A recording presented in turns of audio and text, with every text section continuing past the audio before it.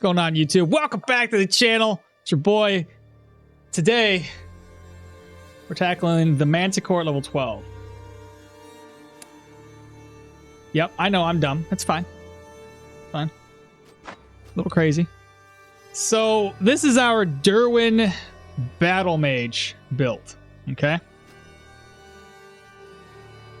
I went into Perception to start the build off, popped into Agility to get us some more counter and fumble, as well as dodge.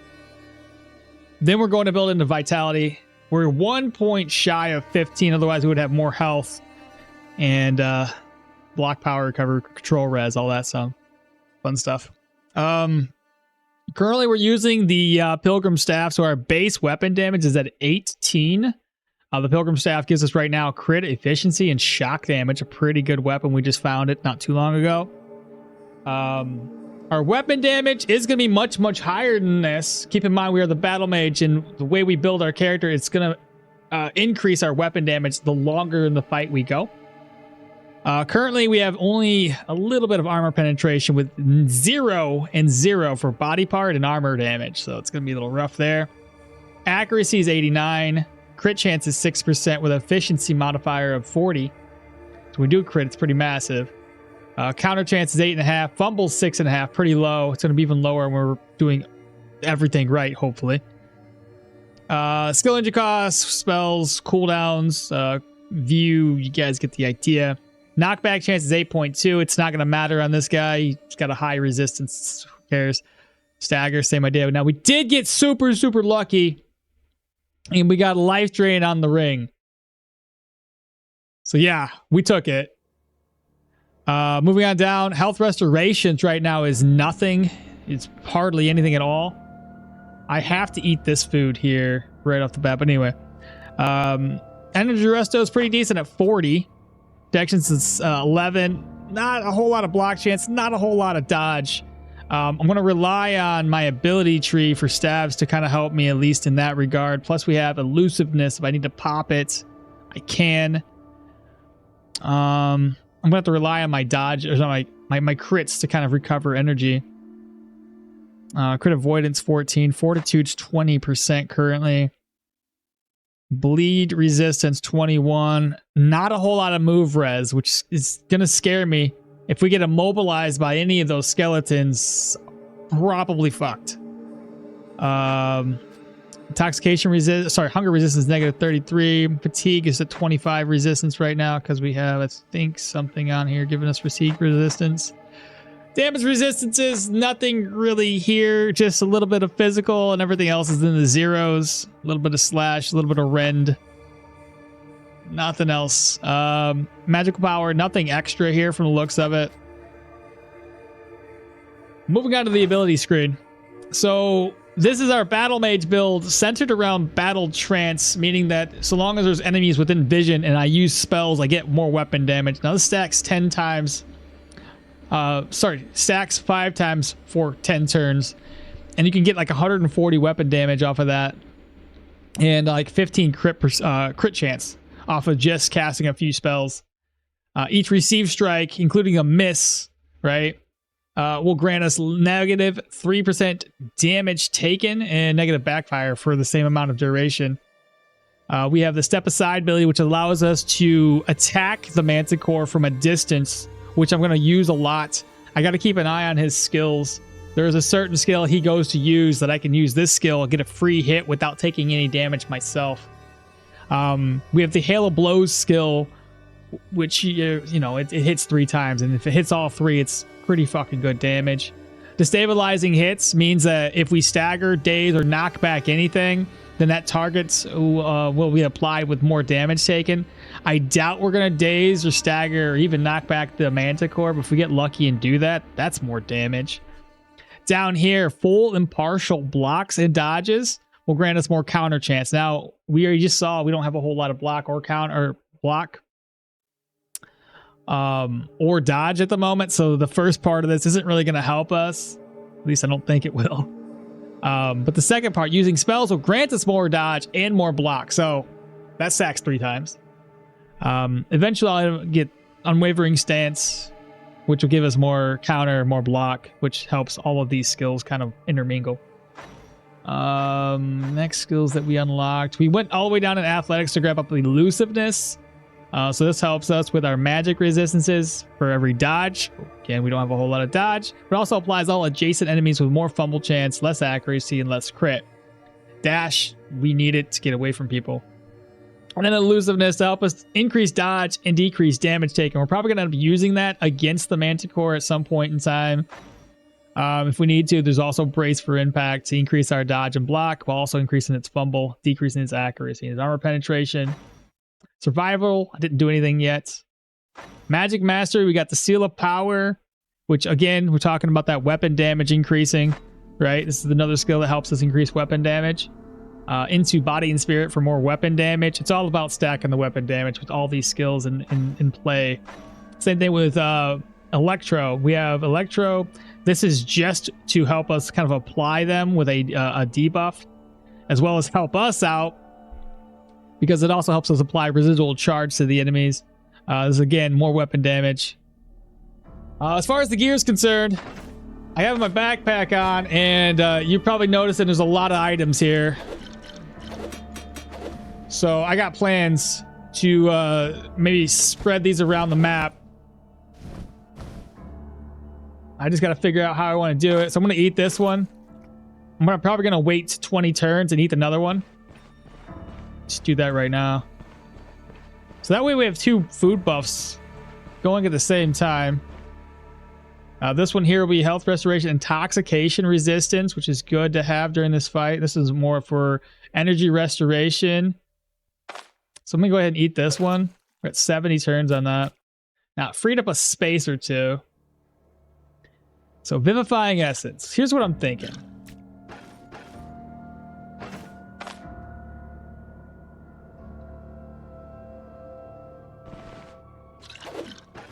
That over there. I want at least 2 of them on me. The Spider Blood Flasks. Thinking here. Want to make some more room. Spider Blood Flask. I want all of those on me. The oil, I don't have to have it on me right away. We'll spread them around, and if I can navigate the map a little bit better. And I gotta have this other potion on me right now. The same thing. I'm gonna put another bottle of oil like right here. I don't want to go too far up. This potion I need. I got the coin for one reason, and one reason in particular. Actually, I'm gonna get rid of this buff. I'm gonna eat that last one.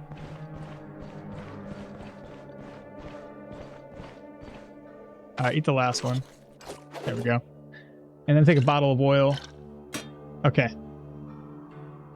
2 Vivifyings, I think. Oh, I think we got this, chat. I think we got this. That's a lot, bro. I don't know what I'm going to open up with. I might open up with Spider Blood Flask. Throw some caltrops on them, see what happens. Yeah. Okay. Let me catch up on chat, and then we'll continue. Good luck, man. Good luck. Thank you. Slow it down. Oh, yeah. Slow it down. Slow it down. Whew. Let's take our sweet, sweet time on this one. 1x speeds. Thank you. It's a good call out. I've been tuning into the Manticore. I've been touring, planning to do the Manticore. Any chance you can do a mini tutorial for the fight? I can explain it as I go. Absolutely.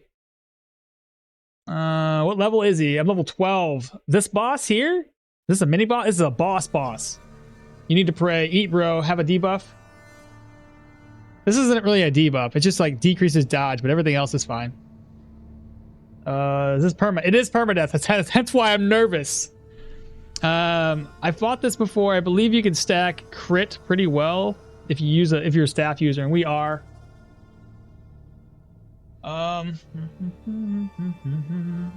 Who fights a freaking Manticore while hungry? I did that on purpose. I did it on purpose because if I was like, I needed to be able to stack stuff. So yeah, Manticore hype. Hi YouTube. I was here before the massacre. So here I am in a few minutes. Yeah, exactly. Is that like a tier 2 staff? The best you can get? At the moment, it's the best I have, yeah. This fight's gonna be a novel. Alright. I think we're good, though. So... we're gonna pop this. Okay. Toss that away. I can now grab another one of these. A bottle of oil. Vivifying essence. Just grab that one up. The oil bottles can stay there. And this other one, the healing salve. Alright, so now we have pain change here. Pain resistance, healing efficiencies, right? We got the prayer buff for sacred damage, so it gets a little bit extra damage against the Manticore. Unholy resistance, crit avoidance experience. This one also gives us experience, fatigue resistance, cooldown durations, energy resto. If we survive this, chat, this is amazing. Let's go. We can't be standing here all day long. Start off with fire or caustic? Let's do the caustic one first.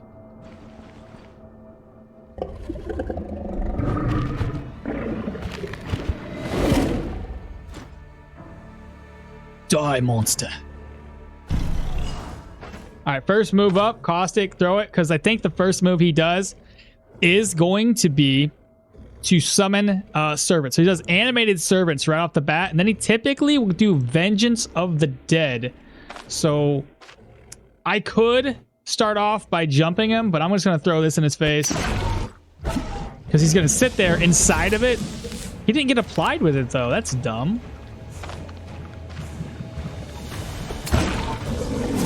What? What? Why are you not getting applied with the caustic damage?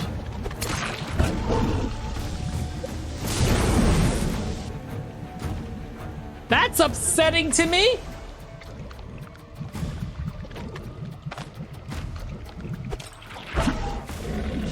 Okay.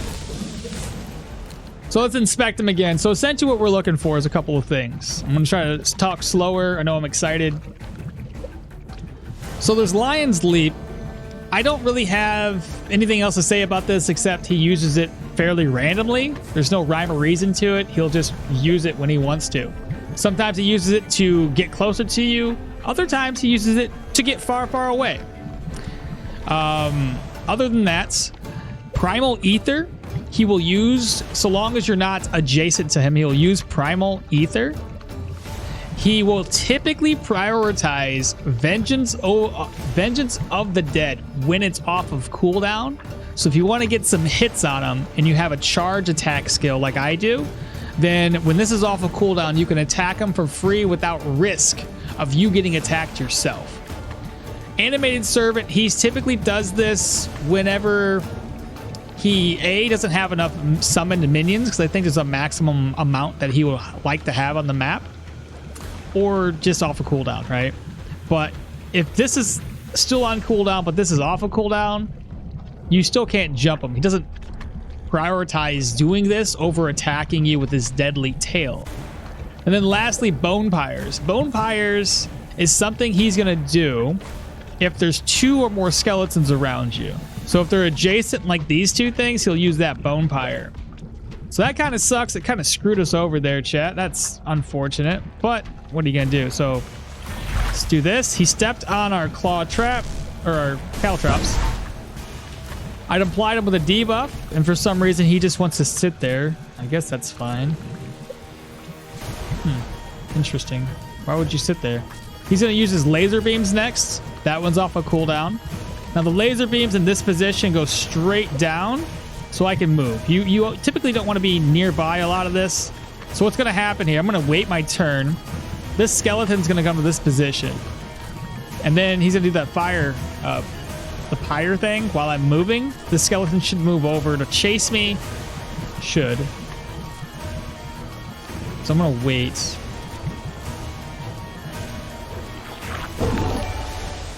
So I'm gonna move. Okay, it wasn't exactly a straight line, but this skeleton typically would move with me and die. You see? Wow, they don't die in one hit anymore. Interesting. So this is what I was talking about, where I can get a free hit. So I'm gonna do it right now. I'm gonna attack him. Gives me a free hit. I did 15 damage to him. And now we gotta step away. Now, realistically, I just need to get his armor down. Okay. He's gonna use that that other attack again. Right there, which is good. The skeleton's probably gonna step right here. See how they immobilized me, chat? That's what I was worried about. But these two skeletons got dazed, which is good. Now we have to dip. So I'm gonna go right here. What's that? Ignition? I wish I could get a little bit further away though. Actually, I'm gonna move here. It's gonna use up so much energy though. 29 to get away from them. Here's my thought. What does this one do again? Destroys all skeletons in the arena. On the arena. Yeah, let's just do that. I'll have him destroy these. It's fine. Doesn't really do that much damage to you. He backfired. We're just gonna step back. Step back up. Step over. Here's what I'm thinking. I'm gonna toss this at him. Now he's on fire, which is good to see. Take this opportunity to throw on some leeches.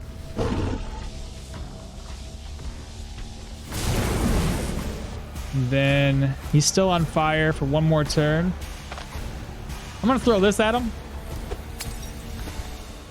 It did not prolong the fire, unfortunately.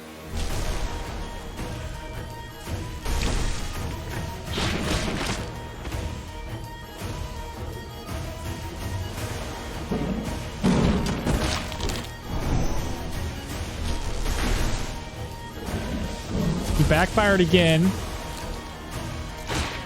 Good crits. That's what I was talking about. That immobilization thing. That's probably what's going to screw me over. Damn.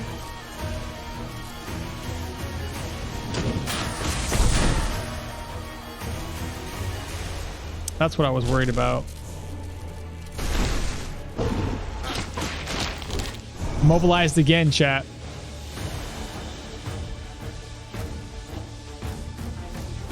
That's my biggest worry in this whole fucking fight.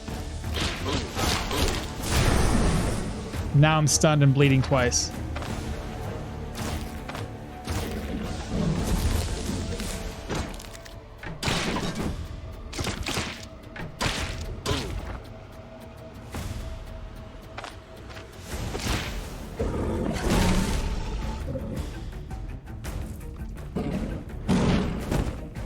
Right on top of me.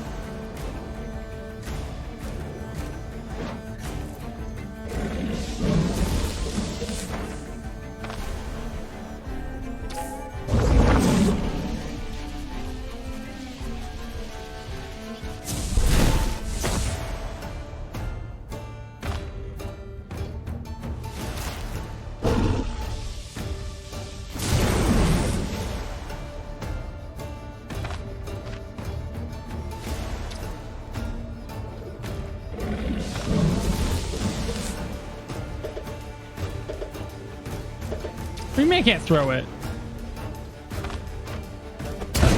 There you go. I think we're adjacent to him right now.